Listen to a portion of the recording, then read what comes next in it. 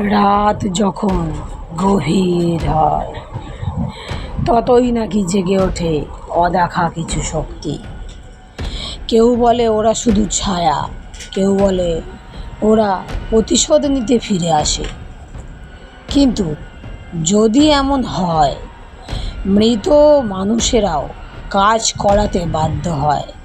হ্যাঁ, আজকের গল্প ঠিক তেমনই এক ভয়ঙ্কর অভিজ্ঞতা, যেখানে মৃত্যু শেষ নয় বরং শুরু এক অদ্ভুত বেগারের। তোমরা শুনছো ভৌতিক রহস্য, আর আজকের গল্প ভূতের বেগার। লেখক অচিন্ত কুমার সেনগুপ্ত। শেষ পর্যন্ত শুনতে ভুলো না, কারণ এই গল্পের শেষটা তোমাদের ঘুম কেড়ে নিতে পারে। তাহলে চলো গল্পটা শুরু করি। আমরা কথায় বলি, সারাদিন ভূতের বেগার খাটছি মশাই, কিন্তু ভূতেরাও যে মানুষের বেগার খাটে সে প্রমাণ পেলুম সেবার পুজোতে রাঁচি গিয়ে। ওখানে গিয়ে মাউন্ট হোটেলে উঠেছিলুম পাঁচু গোপাল সরকারের সঙ্গে। ওখানেই আলাপ। আমি আর আমার বন্ধু রজত পত্রনবিশ ভূতে বিশ্বাস করি না। ভূতের কথা শুনলে সচরাচর হেসেই গড়াগড়ি যাই আর কি। আমরা দুজন ডিনার টেবিলে বসে ভূত সম্বন্ধে আলোচনা করছিল। আলোচনার সূত্রপাত হয়েছিল টিংগ্রি বলে একজন বেয়ারার অনুপস্থিতির জন্য। হেড বেয়ারা শকুর জানালো টিংগ্রি ভূত দেখেই জ্ঞান হারিয়ে ফেলেছে। গায়ে তার ধুম জ্বর, চোখ দুটো জবা ফুলের মতো লাল। শকুর মিয়া বলল, नहीं साहब, भूत है मेरा चाचा का चाचा। পত্রনবিশ চাটাকে ঠান্ডা করে বলল, হ্যাঁ থাক, আর গুল ছাড়তে হবে না বাপু। ভূত নিয়ে অনেক গুল গল্প বাজারে চালু আছে, আর ভূতের গল্পের ফর্দ বাড়িয়ে কাজ নেই। আগুনে জল পড়লে যেমন শকুরের মুখটা ঠিক তেমনি হয়ে গেল। পত্রনবিশের ওপর আমার খুব রাগ হলো। শকুর মিয়া না হয় ইনিয়ে বিনিয়ে একটা আজগুবি ভূতের গল্পই বলতো, তাতে ওর কি ক্ষতি হতো? শকুর মিয়া তো গল্পটা বলে খুশি হতো। সেই সাথে ওর বাদশাদা মোটেও ঠিক হয়নি। পাঁচু গোপাল সরকার মশাই নাম করা ভুসিমালের কারবারি, বেশ পয়সাওয়ালা লোক। মাঝে মাঝে উনি রাঁচিতে আসেন। না না, মাথার দোষের জন্য নয়। রাঁচিতে যারা আসেন সবারই যে মাথার গোলমাল থাকবে এমন কথা নয়। মাথায় যাদের গোলমাল তারা তো কাজে কিংবা অকাজে রাঁচিতে আসেনি। তাছাড়া কলকাতার কাছাকাছি ভালো জায়গা বলতে তখন অনেকেরই রাঁচির কথা মনে হতো। তখন রাঁচিতে হ্যাভি ইন্ডাস্ট্রি হয়নি, এ তো ঘিঞ্জিসও ছিল না। তাছাড়া দুটো ঝর্ণা, কাছেই নেতার হাট। মুড়ি থেকে ছোট ট্রেনে দিব্যি ঢকঢকিয়ে আসা, টেগোর হিল ইত্যাদি নিয়ে রাঁচি সত্যি একটা ছোট্ট সুন্দর শহর। আমি যে সময়ের কথা বলছি তা এখন থেকে 50 বছর আগের কথা। তখনকার রাঁচি এখনকার মতো ছিল না। জিনিসপত্রের দামও তুলনামূলকভাবে কলকাতার চেয়েও সস্তা। পাঁচু গোপাল সরকার কেন যে ঘন ঘন রাঁচিতে আসতেন তা আমাদের জানার কথা নয়। আমরা তার ঘন ঘন রাঁচি সফর যে কেন তা জানতেও চাইনি। পাঁচু গোপাল, নাড়ু গোপাল, যদু গোপাল বা প্রাণ গোপালের কাজ না থাকলেও রাঁচিতে নিশ্চয়ই বেড়াতে আসতে পারেন, এবং এ নিয়ে স্বল্প পরিচিত হয়ে কারোর প্রশ্ন তোলা চলে না। তবুও পত্রনবিশ একবার জোর করেই পাঁচু গোপাল বাবুর সঙ্গে আলাপ করতে চেয়েছিল। কিন্তু সে যাত্রায় পত্রনবিশেরই পাকামির কারণে আলাপচারিতা বেশি এগোয়নি, অর্থাৎ এগোতে পারেনি। ঘটনাটা নিচেই তুলে দিচ্ছি। পত্রনবিশের প্রশ্ন, আপনার নাম পাঁচু গোপাল বাবু? হ্যাঁ। আচ্ছা, আপনার বাবা কি নাড়ুগোপাল সরকার?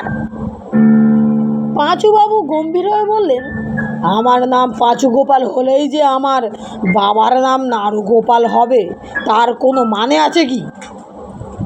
পত্রনবিশ ঢোক গিলে বলল,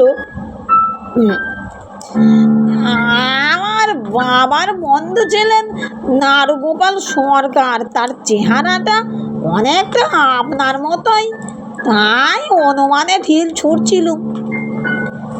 পাঁচুবাবু গম্ভীর হয়ে বললেন,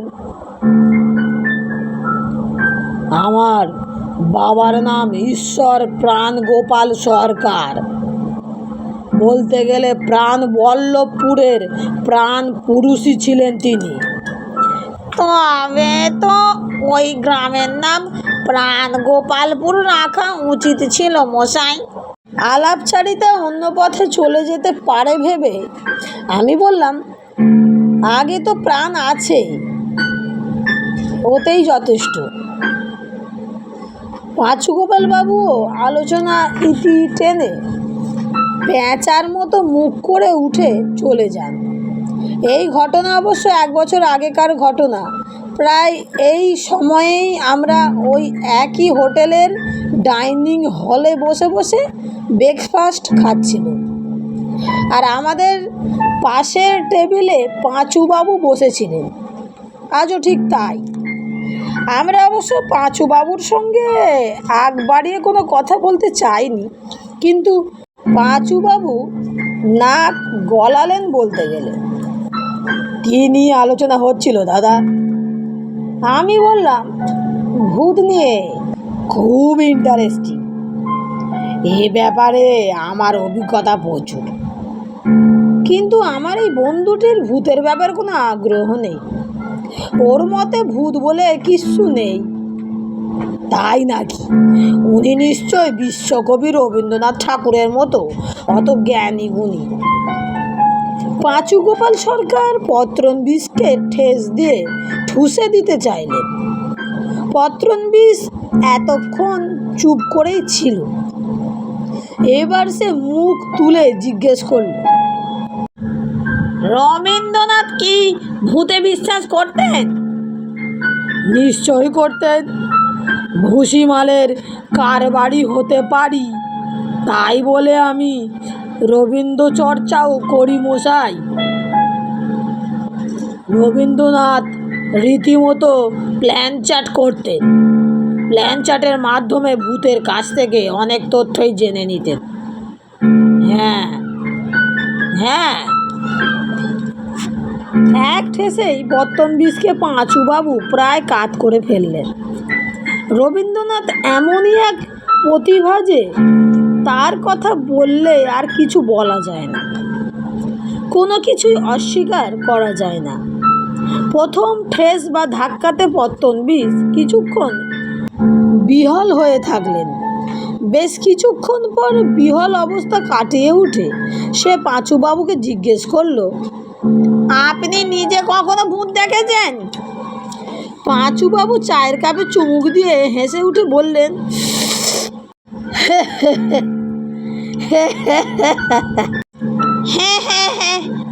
না করে না হেসে বলুন না আপনি নিজে ভূত দেখেছেন কিনা। আপনি বোকার মতো প্রশ্ন করছেন বলেই আমার হাসি পাচ্ছে। তার মানে? আগেই বলেছি ভূত সম্বন্ধে আমার প্রচুর অভিজ্ঞতা, আর ভূত বিষয়ে প্রচুর অভিজ্ঞতা না থাকলে আপনাদের ভূত বিষয়ক আলোচনা নাক গলাতুম না। যেখানে সেখানে যে কোনো বিষয়ে নাক গলানো আমার স্বভাবই নয়। অত ধানাই বানাই না করে সরাসরি বলুন না আপনি নিজে ভূত দেখেছেন কি না। আবার হাসালেন মশাই। বলছি তো একবার নয় বহুবার দেখেছি। তাই তো বলছি যে ভূত সম্বন্ধে মন্তব্য করার ব্যর্থ রাইট আমার রয়েছে।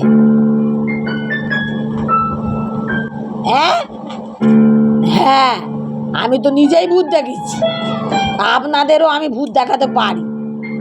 পারেন? নিশ্চয়ই, কিন্তু ভূত দেখতে হলে আপনার সঙ্গে নিশ্চয়ই প্রাণ গোবিন্দপুরে বা পান বল্লভপুরে যেতে হবে। না মশাই, না।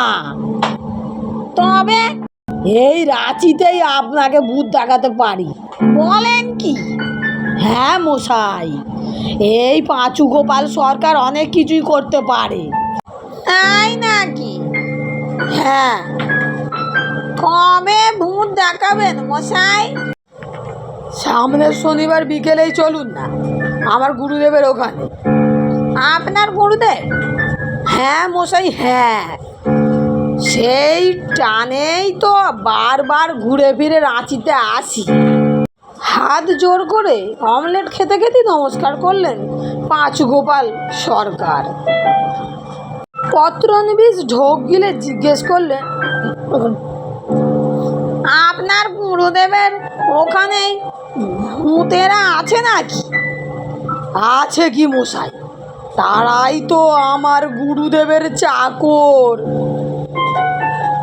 চারটে ভূত গুরুদেবের ওখানে চাকরের মতো খাটে। পত্রনিবিশ হেসে বলল, চাকরদের তাহলে মাইনে দিতে হয়? ঠাট্টা নয় মশাই, আমার গুরুদেবের ওখানে গেলে আপনি মশাই ঘাবড়ে যাবেন, আপনার মুখ দিয়ে আর বাকি বেরোবে না। তবে শুনে নিন, আমার গুরুদেবের ওখানে ভূতেরা বেগার ঘাটে। ভূতেদের মধ্যেও তাহলে বন্ডেড লেবার মাথা চালু আছে বুঝি? মশাই ঠাট্টা করবেন না, আমার গুরুদেবের অসীম ক্ষমতা। কি নাম আপনার গুরুদেবের? শ্রী শ্রী 108 শিহর গোবিন্দ ঘোষাল। বাইরে থেকে বুঝবেন না উনি কত বড়, বাইরে থেকে দেখলে বুঝতে পারবেন না মশাই। সাধারণ বাঙালি মতোই ধুতি পাঞ্জাবি পরেন, ভূতেরা ওর কথায় ওঠ বোস করে পর্যন্ত। আমি এতক্ষণে চুপচাপ বসেছিলাম, শেষে বললাম, তবে তো আপনার গুরুদেবের ওখানে একবার যেতেই হয়। ঠিক আছে, শনিবার বিকেল 4টে তৈরি থাকবেন, আপনাদের নিয়ে যাব। তবে একটা শর্ত, দয়া করে ওখানে গিয়ে ইয়ার্কি ফাজলামি বা চ্যাংরামি করবেন না কিন্তু, তাহলে ভয়ানক কিছু ঘটতে পারে। এ কথাটা আমি জানি, আমার বন্ধু পত্রনিবিশকে উদ্দেশ্য করে বলেছেন, কারণ বয়স হলেও ফাজলামি করা ওর স্বভাব। পত্রনিবিশ বলল, আমি ওখানে গিয়ে মশাই মুখে কুলু পেটে থাকবো, একটি কথাও বলবো না। বন্ধুরা, গল্পটি এখানেই শেষ নয়, এই গল্পের শেষ পর্ব নিয়ে খুব শীঘ্রই আবার ফিরছি। আর গল্পটা তোমাদের কেমন লেগেছে কমেন্টে অবশ্যই জানিও। ভালো লেগে থাকলে বন্ধুদের সঙ্গে শেয়ার করে চ্যানেলটি সাবস্ক্রাইব করে লাইক করে আমার পাশে থেকো, যাতে নিত্য নতুন গল্প তোমাদের শোনাতে পারি। তাহলে বন্ধুরা, আজকের মতো বিদায়। সবাই ভালো থেকো, সুস্থ থেকো, সবাইকে ভালো রেখো। রাধে রাধে।